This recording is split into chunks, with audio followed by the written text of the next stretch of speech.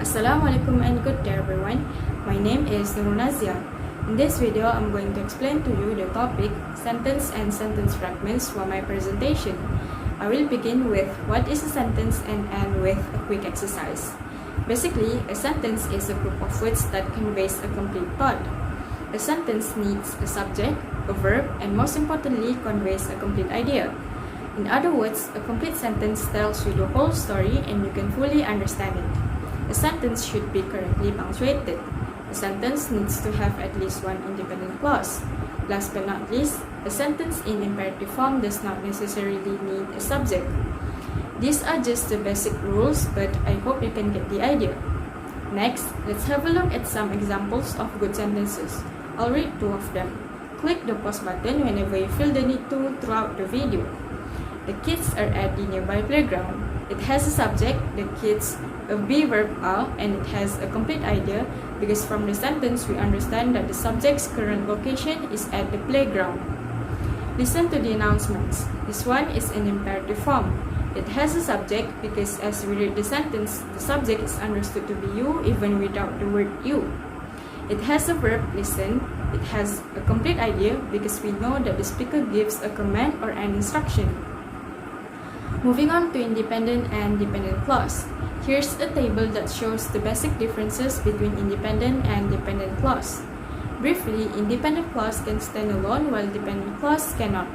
Let's see the examples to understand better.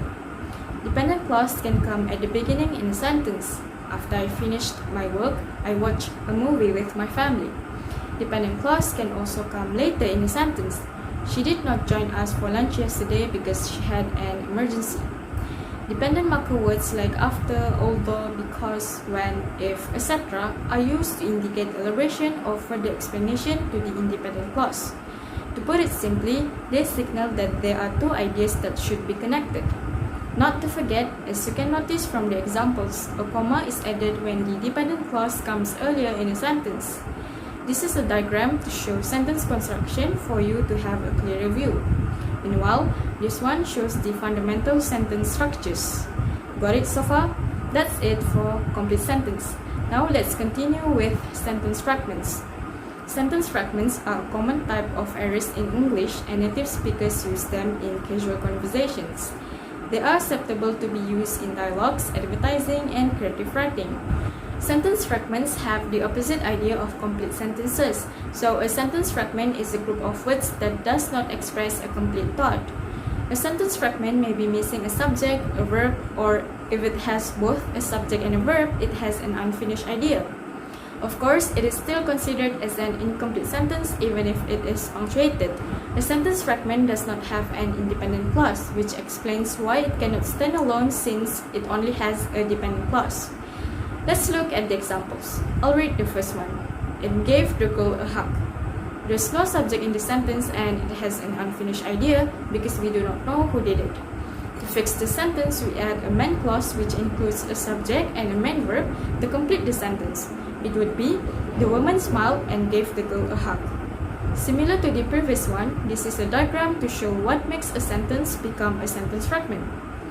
Let's proceed with the common types of sentence fragments. There are many types of sentence fragments, but I'll cover only three types. Infinitive phrase fragments. An infinitive phrase is the word to plus a verb in simple form plus any objects and or modifiers. For example, I like to visit art galleries.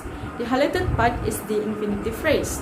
An infinitive phrase often acts as an object of a sentence and it needs a main verb to work. These are the examples of the sentence fragments. First example, he had dinner at the expensive restaurant to treat himself. The fragment is to treat himself, and the correction would be he had dinner at the expensive restaurant to treat himself. To fix the sentence, eliminate the period and attach the fragment to the preceding sentence. Add a comma if the infinitive phrase is at the beginning, like the second example. Next, gerund phrase fragments. A gerund is a word that ends in ing which can look like a verb but actually acts as a noun. For example, running is good for your health.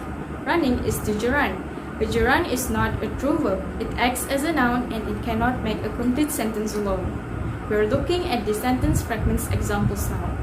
Consuming too much caffeine. The fragment is obviously the whole phrase that tries to act as a sentence. The correction would be, consuming too much caffeine can cause heartburn. To fix the fragment, we add the missing main verb to the fragment so it will become an independent clause, or attach the fragment to the main clause to complete the sentence like the second example. The last type of sentence fragment we will cover today is dependent clause fragment.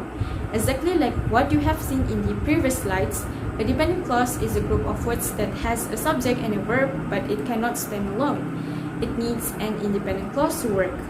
For example, since it was raining heavily, I cancelled my plan to go to the beach. The first clause is the dependent clause. A dependent clause often begins with a subordinating conjunction, a relative pronoun, or a relative adverb. These are the examples of sentence fragments for this type. The lady who helped us to get to the train station. As you can probably guess, the whole sentence is a sentence fragment. The correction would be, the lady who helped us to get to the train station is fluent in both English and Malay. To fix the sentence, eliminate the period, then add a main verb to complete the sentence, or attach the fragment to the preceding sentence like the second example. We have come to the end of the lesson. Today we have learned about what makes a sentence a good sentence, what makes a sentence fragment, and also 3 common types of sentence fragments. Before I end my presentation, here's a quick exercise that you can try to test your understanding. The answers are provided on the next slide, so just pause the video and take your time to answer the questions. That's all from me. Thank you for listening. I hope this video has been helpful for you. Happy learning and have a great day.